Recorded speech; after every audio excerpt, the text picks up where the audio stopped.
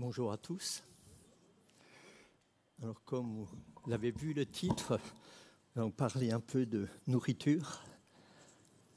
La nourriture que nous donne Dieu par sa parole. Et donc, lui donner comme titre une nourriture solide et équilibrée.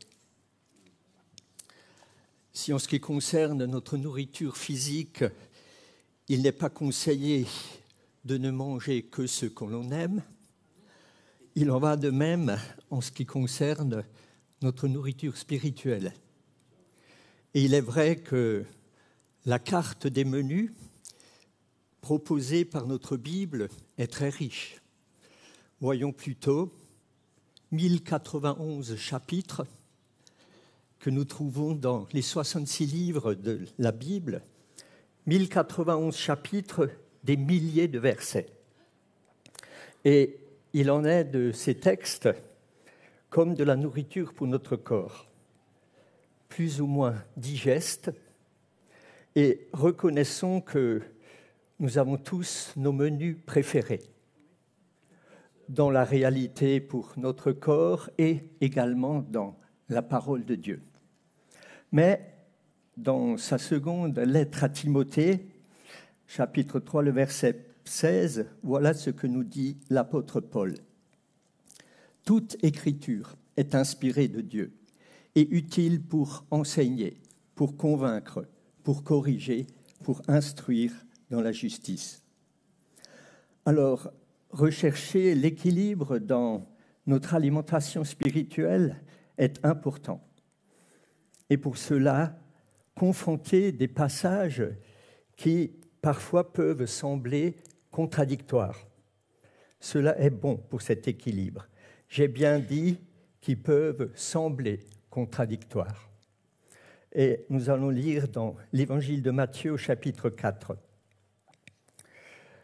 Le diable le transporta, il s'agit de Jésus, bien sûr, dans la ville sainte, le plaça sur le haut du temple et lui dit « Si tu es fils de Dieu, jette-toi en bas.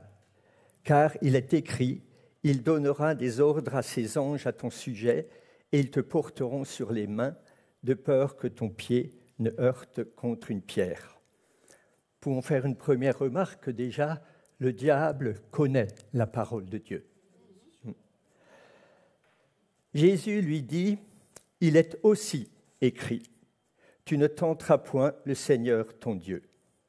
Alors, ce qui a retenu mon attention dans ce passage, dans cette parole de Jésus, c'est cette formule « il est aussi écrit ». En effet, il y a de nombreux enseignements dans la parole de Dieu où nous pouvons utiliser cette formule pour avoir une compréhension équilibrée du texte biblique. Alors, j'ai choisi 5 sujets où l'on peut trouver des arguments qui vont dans les deux sens. Il y en a évidemment beaucoup plus.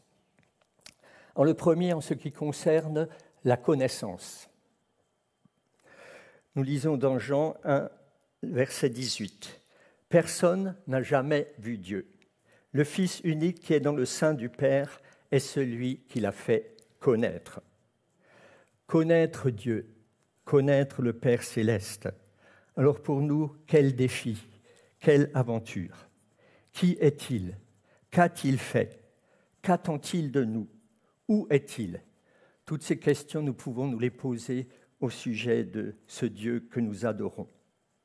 Et connaître Christ, une priorité pour l'apôtre Paul, comme il le dit dans sa lettre aux Philippiens, chapitre 3, le verset 8. « Et même je regarde toute chose comme une perte, à cause de l'excellence de la connaissance de Jésus-Christ, mon Seigneur, pour lequel j'ai renoncé à tout, et je les regarde comme de la boue, afin de gagner Christ. » Nous trouvons bien sûr dans la parole de Dieu de très nombreux passages en ce qui concerne les aspects positifs de la connaissance. Alors, qu'en est-il de cette connaissance ? Notre connaissance restera toujours partielle, comme l'a écrit Paul aux Corinthiens. Disons dans 1 Corinthiens 13, les versets 9 et le verset 12. car nous connaissons en partie et nous prophétisons en partie. Alors si c'est l'apôtre Paul qui dit qu'il connaît en partie, je pense que nous sommes logés à la même enseigne. Aujourd'hui, nous voyons au moyen d'un miroir, d'une manière obscure, mais alors nous verrons face à face. Aujourd'hui, je connais en partie, mais alors je connaîtrai comme j'ai été connu. Donc nous voyons que la connaissance est importante, la connaissance de Dieu, de sa personne, de ses commandements, de ce qu'il attend de nous. Nous voyons aussi ici, et nous le réalisons toujours, que notre connaissance est toujours partielle. Nous ne connaissons pas tout, nous ne connaîtrons jamais tout sur cette terre. Et encore plus, dans ce que nous connaissons, nous pouvons parfois nous tromper. Mais en ce qui concerne la connaissance, il est aussi écrit. Et nous lisons dans 1 Corinthiens 8, les versets 1 et 2. Pour ce qui concerne les viandes sacrifiées aux idoles, nous savons que tous, nous avons de la connaissance. La connaissance gonfle d'orgueil, mais l'amour construit. Si quelqu'un pense connaître quelque chose, il ne connaît pas encore comme il faudrait connaître. Paul dit ici que la connaissance gonfle. Dans d'autres versions, il est dit « la connaissance enfle ». Et il est question ici d'orgueil, que cette connaissance peut nous amener à être orgueilleux. Et j'ai dû repenser à ces paroles de Blaise Pascal qui disait que la connaissance de Dieu sans celle de notre misère fait l'orgueil, la connaissance de notre misère sans celle de Dieu fait le désespoir, et en Jésus-Christ, nous avons la connaissance et de Dieu et de notre misère.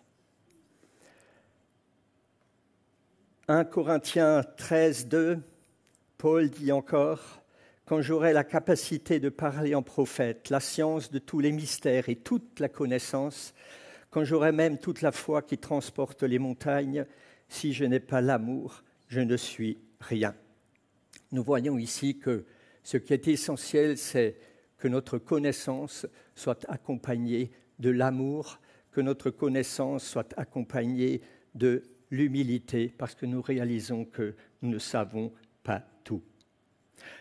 Deuxième thème, où j'aimerais relever des textes qui peuvent paraître contradictoires, est celui de la famille. Nous lisons dans Luc 14, le verset 26. « Si quelqu'un vient à moi, et s'il ne hait pas son père, sa mère, sa femme, ses enfants, ses frères, ses sœurs, et même sa propre vie, il ne peut être mon disciple. » Des paroles qui peuvent nous sembler très dures. S'il ne hait pas son père, sa mère, sa femme, ses enfants. Mais il est aussi écrit, toujours sous la plume de l'apôtre Paul, qui s'adresse à Timothée, 5, verset 8, « Si quelqu'un n'a pas soin des siens, et principalement de ceux de sa famille, il a renié la foi et il est pire qu'un infidèle. » Donc on peut dire, quand Paul dit « ceux de sa famille », on pourrait répéter ce que disait Jésus, son père, sa mère, sa femme, ses frères, ses enfants, ses sœurs. Alors, le verbe « haïr » qui est employé ici par Jésus, dans d'autres versions, nous trouvons « détester »,« préférer »,« aimer plus »,« renoncer ». Alors, comment peut-il être question de haine, alors que tout le message de l'Évangile nous parle d'amour et que Jésus nous demande même d'aimer nos ennemis? Nous comprenons bien le verset qui nous recommande de prendre soin de ceux de nos familles, mais alors qu'en est-il du premier? Devenir disciple de Jésus est un choix qui implique de faire passer son appel au-dessus des liens qui nous unissent à la famille. Et dans la culture des Juifs, le mot « haïr » servait souvent de comparatif et exprimait en fait « aimer moins ». Quand les Hébreux comparent une affection plus forte à une autre plus faible. Ils appellent la première amour et la seconde haine. Nous ne pouvons préférer personne à Dieu, même pas ceux à qui nous devons le plus d'amour. Et nous rappeler ici le premier et le second commandement qu'a donné Jésus. Tu aimeras le Seigneur ton Dieu de tout ton cœur, de toute ton âme, de toute ta pensée et de toute ta force. Il s'agit ici de l'amour pour Dieu, alors que le second commandement, il dit simplement « Tu aimeras ton prochain comme toi-même ». Il n'y a pas du tout ces expressions aussi fortes que ce qui est dit en ce qui concerne notre amour pour Dieu. Et chacun peut alors se poser la question, je me la suis posée, où en suis-je dans cette hiérarchie de mes affections ? Toutes nos relations humaines sont appelées à avoir une fin, à disparaître un jour, pas celle avec Dieu. Troisième point, j'aimerais soulever. Question de la soumission ou de la liberté. Ne sont-ce pas deux choses opposées, deux choses contraires, être libre et en même temps être soumis. Nous lisons dans l'évangile de Jacques, la lettre de Jacques au chapitre 4, le verset 7. Puis Matthieu 11, le verset 29. Il accorde au contraire une grâce plus excellente. C'est pourquoi l'Écriture dit « Dieu résiste aux orgueilleux, mais il fait grâce aux humbles. Soumettez-vous donc à Dieu. Résistez au diable et il fuira loin de vous. » Et enfin Jésus qui parle dans l'évangile de Matthieu au chapitre 11. « Venez à moi, vous tous qui peinez sous la charge, moi je vous donnerai le repos. Prenez sur vous mon joug et laissez-vous instruire par moi, car je suis doux et humble de cœur et vous trouverez le repos. » Il est question ici par Jacques de se soumettre à Dieu. Jésus qui dit que nous devons prendre sur nous son joug. Mais Jésus a également dit, dans Jean 8, les versets 34 à 36, Jésus leur répondit « Amen, Amen, je vous le dis, quiconque fait le péché est esclave du péché. Or l'esclave ne demeure pas pour toujours dans la maison, le Fils, lui, demeure pour toujours. Si donc le Fils vous rend libre, vous serez réellement libre. » Donc ces deux paroles de Jésus, « Prenez sur vous mon joug » et « Si donc le Fils vous rend libre, vous serez réellement libre. » Pour rappel, un joug était une pièce de bois qu'on ajustait par sa face inférieure, généralement creuse, à la tête ou à la nuque des bœufs, accouplés, attelés à un véhicule, à une charrue. Au sens figuré, le même terme est synonyme de fardeau ou symbolise la suggestion. Alors, je ne sais pas si les bœufs qui avaient un joug sur leur nuque se sentaient tellement libres, on n'a pas l'impression. Alors, soumission, porter un joug, où est la liberté ? C'est quoi la liberté ? La liberté, selon notre monde, et celle dont parle la Bible, ne sont pas les mêmes. La première, celle du monde, consiste à faire ce que l'on veut, en respectant plus ou moins les lois humaines. Et pour les plus anciens d'entre nous, je pense que vous vous souvenez du slogan qui avait cours après mai 68, « Sans Dieu ni maître ». Donc une liberté sans loi, sans Dieu, sans maître. La liberté dont parle Jésus est la liberté par rapport au péché, par rapport à tout ce qui nous éloigne de Dieu. Dans notre société, le mot péché fait sourire. Et on a même inventé le terme de péché mignon. Mais il n'y a pas de péché mignon. La Bible m'enseigne que je suis libre quand je ne suis dépendant que de Dieu. Plus Dieu a une place importante dans ma vie, moins il y a de risque d'être dépendant d'autres choses ou d'autres personnes. Un quatrième point qui concerne notre témoignage. Luc 6, verset 26. « Quel malheur pour vous, lorsque tout le monde parle en bien de vous. C'est ainsi que leur père traitait les prophètes de mensonges. » Quel malheur pour nous lorsque les gens disent du bien de nous. Aïe. Mais il est aussi écrit, nous lisons dans 1 Timothée 3, le verset 7, Paul parle ici des qualités que doit avoir un ancien dans l'Église, mais que devrait bien sûr avoir également tout chrétien. Il faut qu'ils reçoivent un bon témoignage de ceux du dehors, afin de ne pas tomber dans l'opprobre et dans les pièges du diable. Un bon témoignage, c'est lorsque les gens parlent en bien de nous, non ? Alors, malheur à vous lorsque tout le monde parle en bien de vous. Il faut aussi recevoir un bon témoignage de ceux du dehors. Alors, quelle est la différence entre les deux ?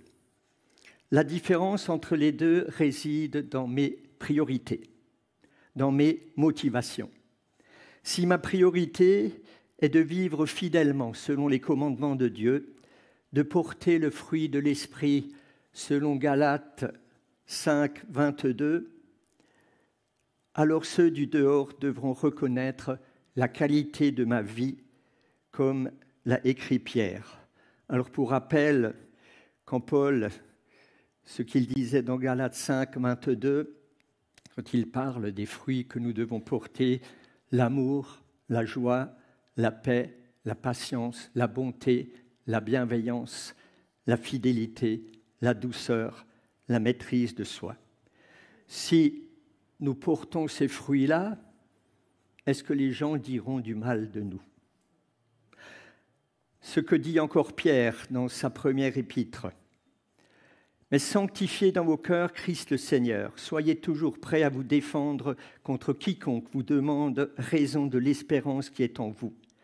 Mais faites-le avec douceur et crainte, en ayant une bonne conscience, afin que là même où l'on vous calomnie, ceux qui diffament votre bonne conduite en Christ soient confondus. Soient confondus, je dirais obligés de reconnaître les côtés positifs de notre personne. Par contre, si mon objectif est d'être bien vu, si mon objectif est le souhait que l'on parle bien de moi, alors je risque d'être un caméléon qui adapte son comportement pour plaire au plus grand nombre, et c'est cela que dénonce Jésus. Dans 1 Thessaloniciens 2, 4, nous lisons « Mais selon que Dieu nous a jugés dignes de nous confier l'Évangile, ainsi nous parlons, non comme pour plaire à des hommes, mais pour plaire à Dieu qui sonde nos cœurs. » Donc, dans ce domaine du témoignage que nous donnons, de ce que nous reflétons au dehors, priorité, plaire à Dieu, porter les fruits qu'il nous demande de porter, et la conséquence sera alors un bon témoignage envers ceux du dehors, et nous n'aurons pas cherché simplement à ce qu'on parle en bien de nous. Dernier thème, la crainte. Dans Proverbe 1,7, nous lisons « La crainte de l'Éternel est le commencement de la science. Les insensés méprisent la sagesse et l'instruction. » Alors, de quelle crainte est-il question ici ? Est-ce que j'ai peur de Dieu ? Est-ce que nous avons à avoir peur de Dieu ? Non, bien sûr que non, puisqu'il nous aime, il nous demande de l'aimer, mais il s'agit là simplement d'un saint respect à l'égard de Dieu. Et nous trouvons des textes qui font disparaître cette crainte, ce que nous pourrions interpréter comme de la peur. Dans Romains 8,15, Paul écrit « Vous n'avez pas reçu un esprit de servitude pour être encore dans la crainte, mais vous avez reçu un esprit d'adoption par lequel nous crions « Abba, Père ». Abba désigne le Père dans une relation affectueuse.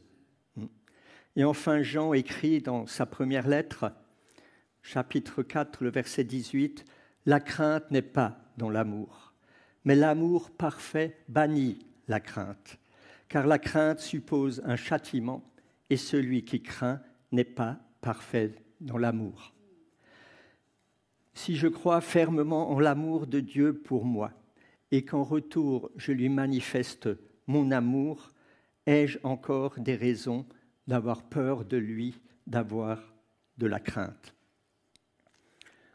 On pourrait bien sûr évoquer encore beaucoup d'autres sujets où nous trouvons des textes variés qui peuvent paraître contradictoires, mais qui nous amènent simplement à équilibrer notre compréhension, des textes qui se complètent les uns les autres, des textes qui, parfois, comme nous l'avons vu dans le domaine de la haine à l'égard de la famille, qui modèrent le sens de ce qui pourrait nous paraître déséquilibré. Alors, en conclusion, je dirais que nous avons tous nos textes préférés, non? Je pense que tout le monde a ses textes préférés. A contrario d'autres qu'on aime moins, mais qui sont dans la parole de Dieu et dont il faut nous rendre compte. Peut-être même que nous évitons certains sujets dont traite la parole de Dieu. Moi, je dirais, ayons le courage et l'honnêteté d'utiliser et de méditer toute la parole de Dieu. De rechercher l'équilibre dans notre compréhension en prenant en considération tous les textes qui parlent d'un même sujet et de nous poser la question sans cesse dans nos lectures lorsque nous pensons comprendre quelque chose, est-il aussi écrit autre chose ailleurs dans la parole? Amen. J'aimerais prier encore. Notre Dieu et notre Père, oui, nous te remercions pour ta parole qui est si riche, qui te révèle à nous, qui nous révèle ton amour. Seigneur, nous réalisons aussi que nous ne comprenons pas toujours ce que tu veux nous révéler, qu'il y a des choses difficiles, compliquées. Mais Seigneur, c'est ta parole. Et donne-nous de bien la comprendre et surtout, Seigneur, accorde-nous de la mettre en pratique afin que nous puissions, même sans parole, refléter quelque chose de toi, que nous puissions être par nos vies tes témoins, Seigneur, non pour plaire aux hommes, mais pour te plaire à toi. Et alors, Seigneur, oui, ceux qui nous entourent pourront réaliser qu'il y a autre chose dans notre vie. Seigneur, nous te demandons simplement cela pour que toi, tu sois vu à travers nos vies, pour que tu sois glorifié à travers nos vies, Seigneur, et oui, que nous puissions toujours à nouveau t'honorer. Au nom de Jésus. Amen.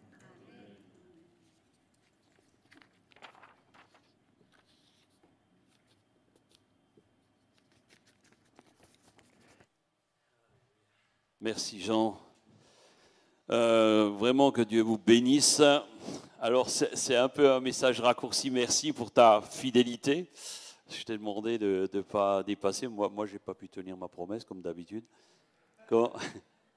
Oui, tu peux enlever. Donc pourquoi? Alors vous avez remarqué que c'est un week-end de 1er mai. Plusieurs ne sont pas là, mais on les bénit.